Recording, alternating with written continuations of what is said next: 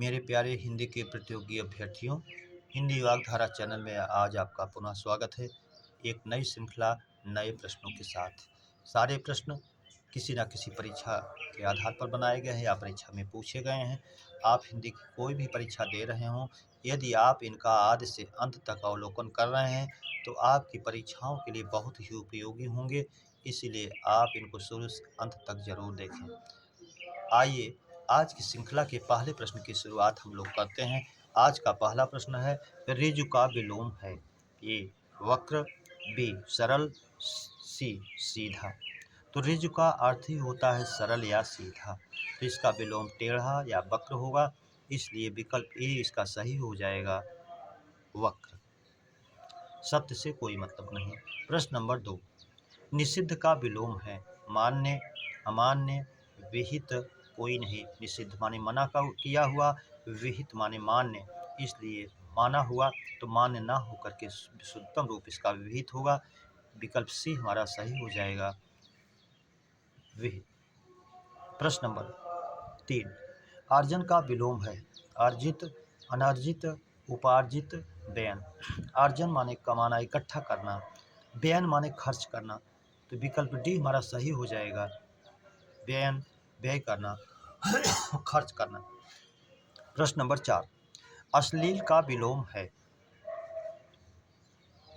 विश्लील, श्लील, अशिष्ट, असभ्य।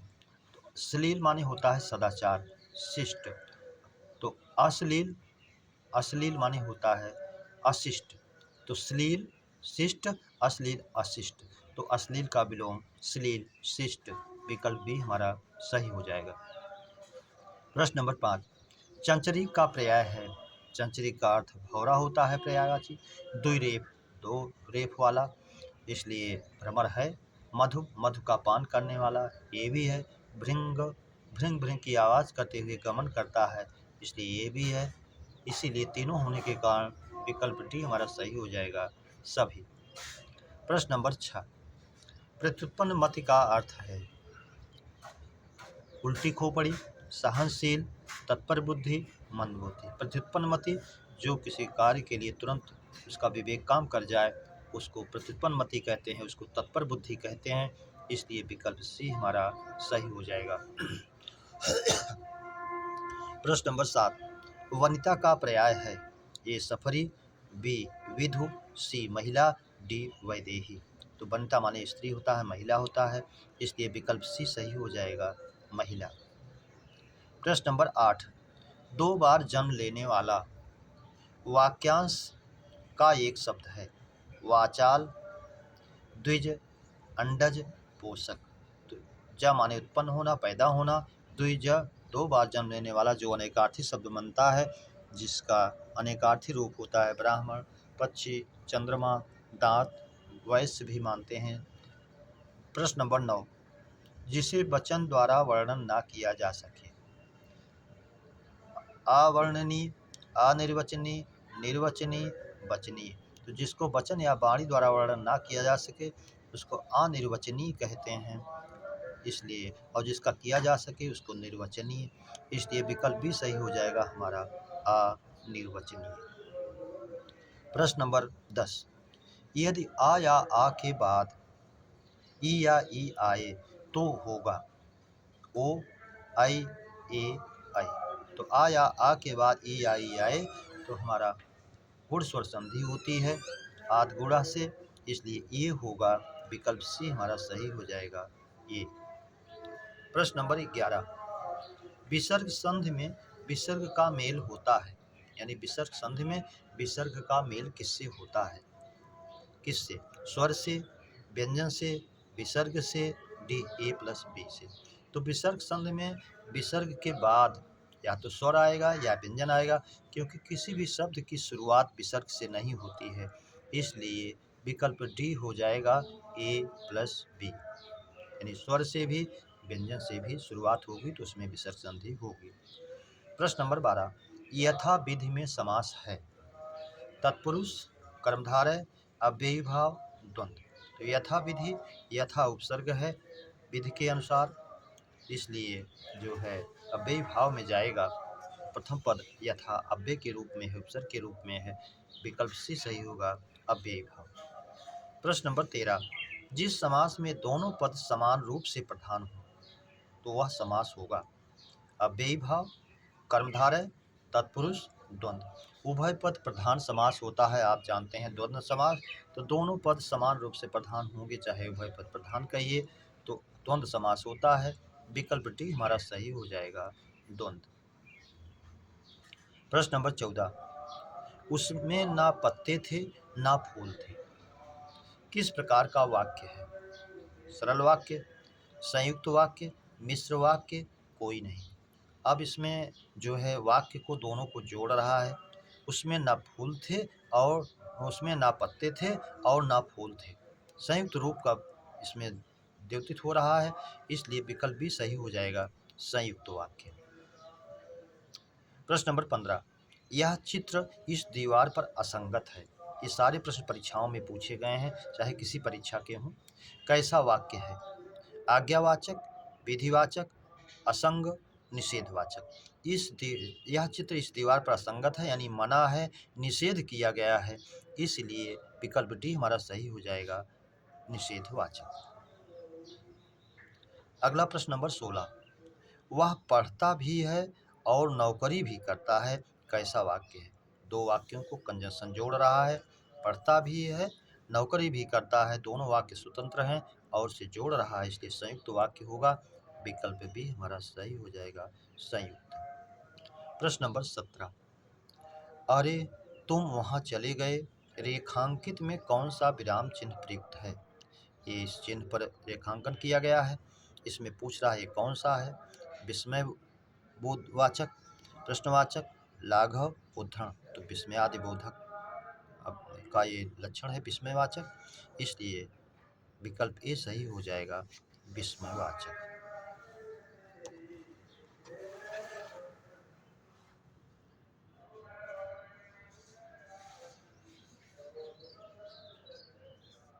प्रश्न नंबर 18, अदरक का तत्सम है अदरक, आर्द्रक, आर्द्र, अद्रक। तो अदरक का तत्सम बनता है आर्द्रक, इसलिए विकल्प भी हमारा सही हो जाएगा। प्रश्न नंबर 19, अक्षर का तद्भव है अक्षर, ये है, आखर, ये भी है, इसलिए विकल्प सी, दोनों तद्भव हैं, इसलिए विकल्प सी सही हो जाएगा, दोनों, कोई नहीं से कोई मतलब नहीं। प्रश्न नंबर 20, अंगीठी का तत्सम है अगिष्ठिका, अग्निष्ठिका, अंगुष्ठिका, कोई नहीं। तो अंगीठी का अग्निष्ठिका है, अग्नि को जो धारण करती है, रखती है, विकल्प भी सही हो जाएगा, अग्निष्ठिका। प्रश्न नंबर 21, से अलगाव के अर्थ में किस कारक का चिन्ह है?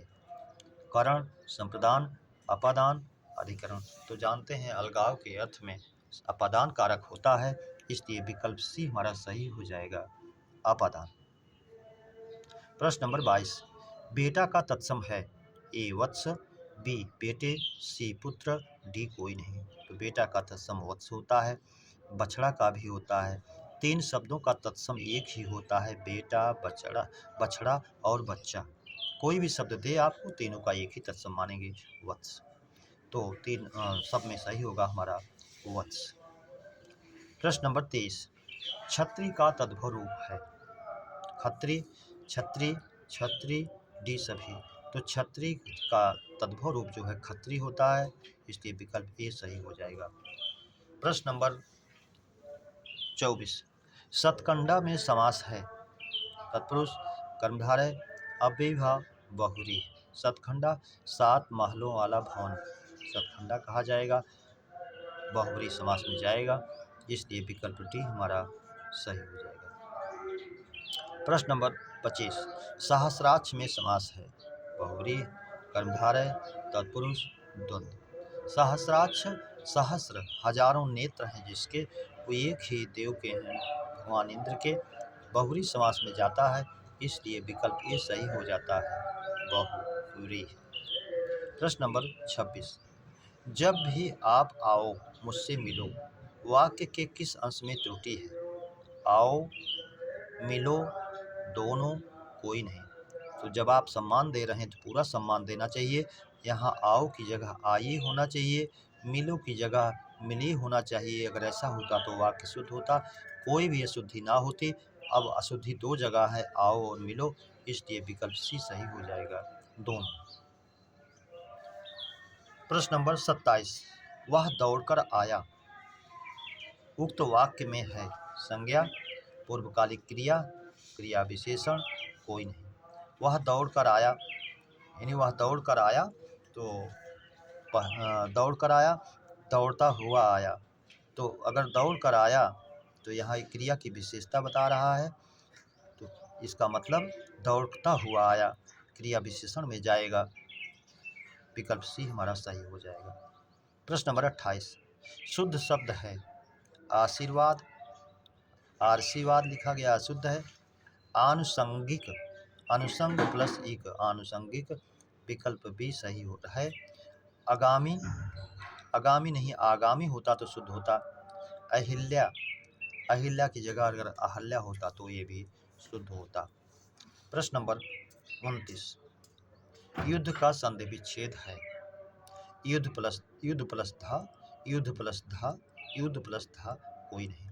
तो झलाम जस झसे से जस्त संधि का उदाहरण है, जिसमें वो चौथा वर्ण जो है तृतीय वर्ण बदल जाता है। युद्ध था, ये था दा में बदल जाएगा। झलाम जस झस से जस्त संधि का दूसरा रूप है, विकल्प बी हमारा सही हो जाएगा। प्रश्न नंबर 30, लगता है महेश कल आए। इस वाक्य का काल है संभाव्य भविष्य, सामान्य भविष्य, पूर्णभूत, कोई नहीं। तो यहाँ भविष्य में संभावना व्यक्त की जा रही है उसके आने की, इसलिए संभाव्य भविष्य होगा, विकल्प ए ही हमारा सही हो जाएगा। प्रश्न नंबर 31, अंगूठी का तत्सम है अंगुष्ठी का, अंगुष्ठी, अंगुष्ठा, डी अंगूठी। तो अंगूठी का तत्सम हमारा अंगुष्ठी का होता है, विकल्प ए ही सही हो जाएगा, अंगुष्ठी का। प्रश्न नंबर 32, वहाँ मैं अनेकों बार गया हूँ। उक्त वाक्य में अशुद्धांश है।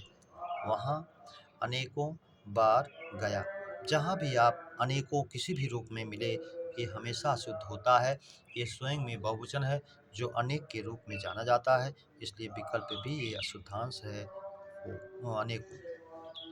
प्रश्न नंबर 33, दारू और दारू समश्रुत भिन्नार्थक शब्द का अर्थ है ए लकड़ी, मदिरा, वृक्ष, रस, दोनों, कोई नहीं।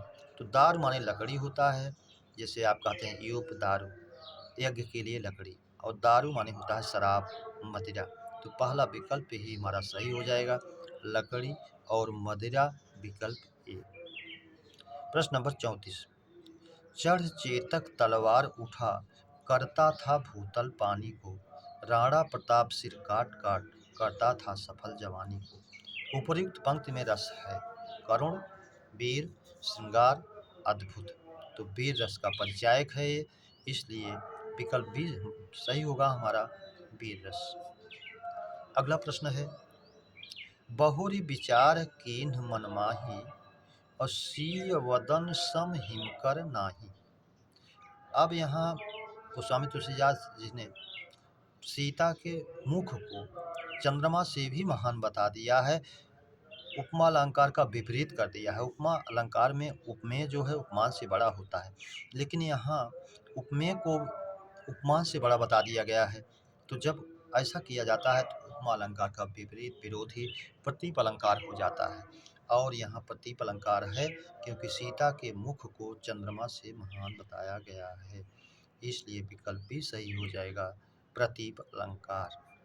मेरे प्यारे बच्चों, इस श्रृंखला के प्रश्नों की चर्चा पर चर्चा हम लोगों ने विधिवत किया। उम्मीद करता हूँ श्रृंखला के प्रश्न आपको अच्छे लगे हों, तो अपने मित्रों में सब्सक्राइब, लाइक और शेयर जरूर करें। इसी उम्मीद और अपेक्षा के साथ आप सभी को आप लोगों के उज्जवल भविष्य की कामना के साथ हृदय से धन्यवाद। जय हिंद।